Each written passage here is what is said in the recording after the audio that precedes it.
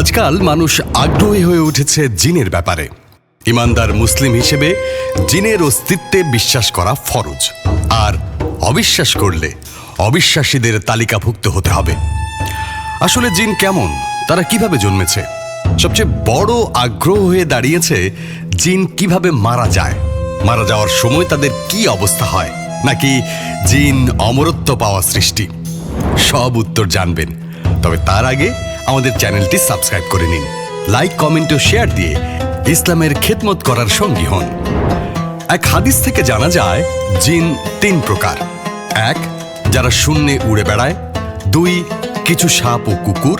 3, যারা মানুষের কাছে আসে ও চলে যায়। জিন আল্লাহ তাআলার অন্যতম সৃষ্টি।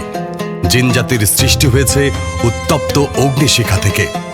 জিনদের বিবেক, বুদ্ধি ও অনুভূতির শক্তি আছে। তাদের আছে ভালো মন্দ পার্থক্য করার ক্ষমতা। তাদের মধ্যে রয়েছে ভালো জিন ও মন্দ জিন। পবিত্র কোরআনে জিনদের উল্লেখ করে বলা হয়েছে, নিশ্চয়ই আমাদের কিছু সৎকর্মশীল ও কিছু এর ব্যতিক্রম। আমরা ছিলাম ভিন্ন মত ও পথে বিভক্ত।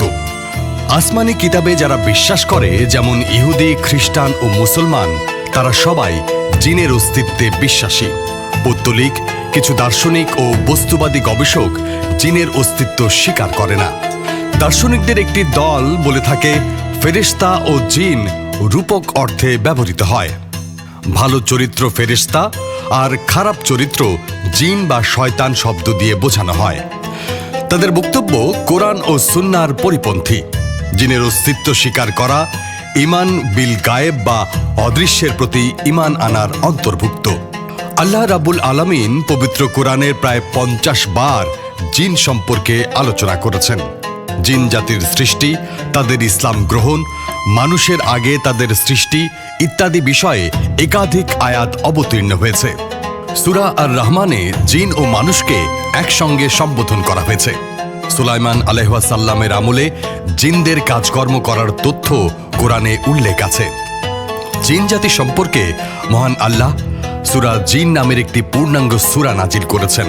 তাই জিনের অস্তিত্ব অস্বীকার করা কোরআন অস্বীকার করার নামান্তর। প্রশ্ন হলো, জিনেরা কি মানুষের মতো মৃত্যুবরণ করে? এর জবাব হলো, আহলে সুন্নাত ওয়াল জামাতের আকীদা ও বিশ্বাস মতে জিনেরা মৃত্যুবরণ করে। হাদিস শরীফে এসেছে, হে আল্লাহ, আপনি চিরঞ্জীব, যিনি কখনো মৃত্যুবরণ করেন না, অথচ মানুষ ও জিন মৃত্যুবরণ করে। তবে জিনদের মৃত্যুর উপলক্ষ মানুষের মৃত্যুর উপলক্ষের সঙ্গে মিল নাও থাকতে পারে। সাধারণত জিনেরা জ্বলন্ত অগ্নিশিখায় পুড়ে মারা যায়। হত্যা ও লড়াইয়েও অনেকের মৃত্যু ঘটে। তাদেরও অসুখ হয়, অসুখেও অনেকের মৃত্যু হয়। আবার অনেকে সাগরে ডুবে মরে যায়। সাগরের তলদেশে চলে গেলে তারা আর ফিরে আসে না। কেউ কেউ মহাশূন্যে হারিয়ে যায়। জিনেরা যেহেতু বিভিন্ন আকৃতি ধারণ করতে পারে, তাই ধারণ করা আকৃতিতেও তাদের মৃত্যু হতে পারে। শয়তানও জিন জাতির অন্তর্ভুক্ত, কিন্তু অন্য জিন তার মতো নয়। তাকে কিয়ামত পর্যন্ত হায়াত দেয়া হয়েছে। এই সুযোগ অন্য কোনো জিনকে দেয়া হয়নি।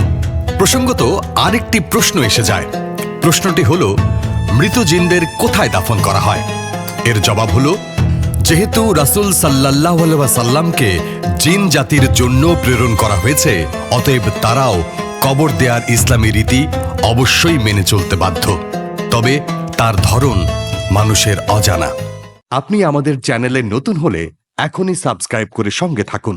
আমরা বিভিন্ন কন্টেন্টের মাধ্যমে ইসলামের সুমহান বার্তা পৌঁছানোর চেষ্টা করি।